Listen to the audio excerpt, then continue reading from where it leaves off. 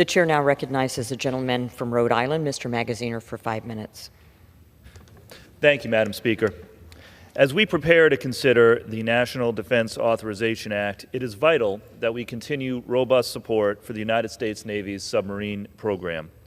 In recent years, we have seen that the world is still a dangerous place.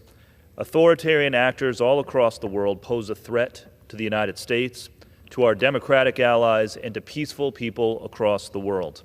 And against that backdrop, America's submarine fleet is one of the most important advantages that we have in our vital work to make the world safe for democracy. Vessels like the Virginia-class fast attack submarines and the upcoming Columbia-class ballistic missile submarines are powerful and difficult for our enemies to detect. And that makes them an essential deterrent that keeps our would-be adversaries from committing acts of aggression.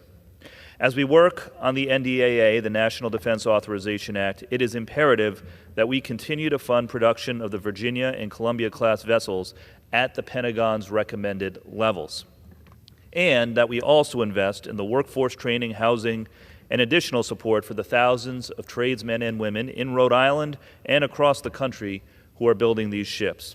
In that spirit, I urge all of my colleagues to approve the amendment that I have submitted to direct the Department of Defense to study and implement strategies for expanding access to affordable housing for tradesmen and women involved in Navy shipbuilding.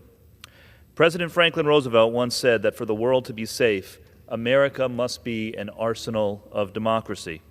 Those words continue to be true today, particularly when it comes to our vital naval submarine program.